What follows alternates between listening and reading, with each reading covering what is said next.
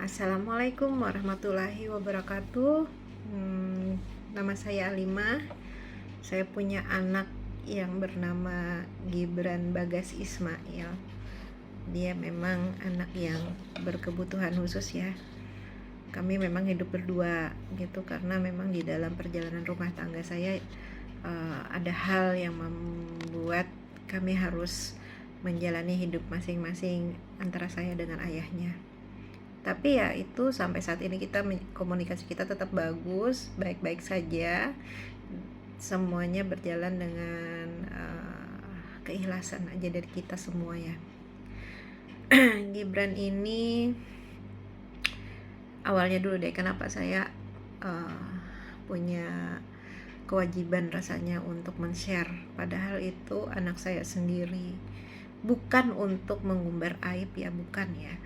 Saya tuh punya tujuan itu untuk juga kepada orang tua, kepada keluarga yang merasa memiliki anak ataupun memiliki saudara yang juga berkebutuhan khusus, bahwa mereka tuh bukan berarti kalau kita melihat dari kecil seperti itu ya dia gak peduli sama orang, dia peduli dengan lingkungan, dia asik dengan dunianya sendiri, dengan penanganan yang baik ya, dan berawalnya dengan kita dulu, orang tuanya, lingkungan sekitarnya menyadari dan harus mengakui bahwa oh iya ya, ada sesuatu ya dengan anak saya. Jangan yang istilah oh enggak, nanti juga enggak apa-apa, oh enggak, ini enggak kenapa-kenapa, itu jangan.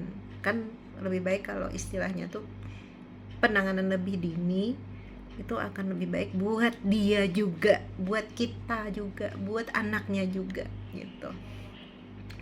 Jadi saya menyadari anak saya itu ketika tetangga saya dulu yang menyampaikan di usia dia sekitar 1,5 tahun lah, dimana anak-anak pada umumnya itu pasti akan mama, papa, udah dengan kata-kata, ada kata-kata walaupun belum nyampe, belum lengkap ya bahasanya, atau cadel.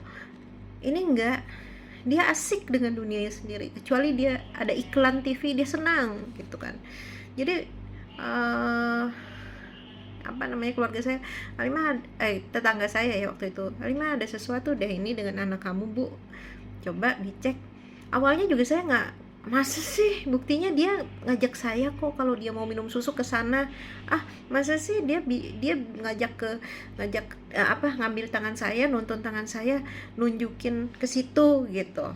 Sebetulnya itu karena kebiasaan, dia tahu oh di situ ada susu saya mau minum susu ke sana, umi saya kalau ngambil susu di situ, jadi kita ditarik ke situ.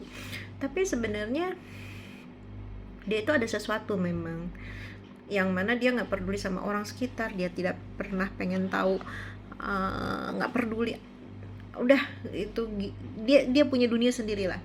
Dan pada akhirnya saya di usia dia sekitar 1,5 tahunan ya, atau hampir 2 tahun deh, saya bawa dia dengan berat hati, dengan masih merasa hati ini masih merasa ada pengingkaran untuk bilang oh tidak, nggak apa-apa.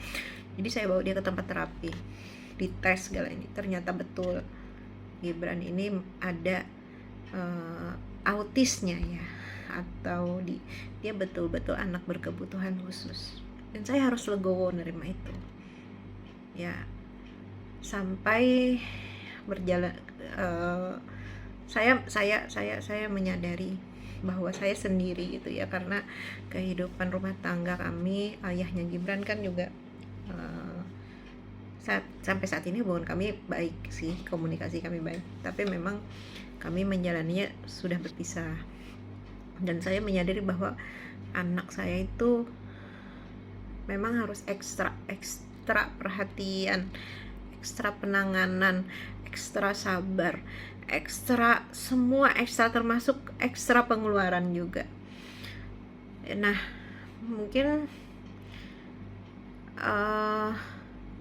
saya itu hanya ingin semua teman-teman saya yang di luar sana tuh tahu ya, mengerti ya, bahwa harus menyadari sedini mungkin bahwa kita pun dititipin Allah anak yang luar biasa ini, karena Allah tahu dan punya alasan,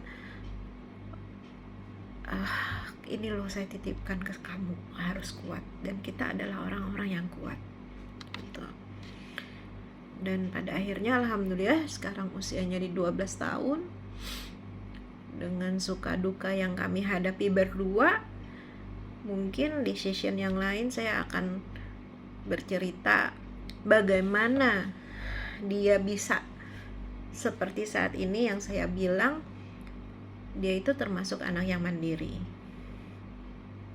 Saya hanya berpikir suatu saat ketika saya dipanggil Allah, saya sudah membekalinya untuk setidaknya dia tidak tergantung.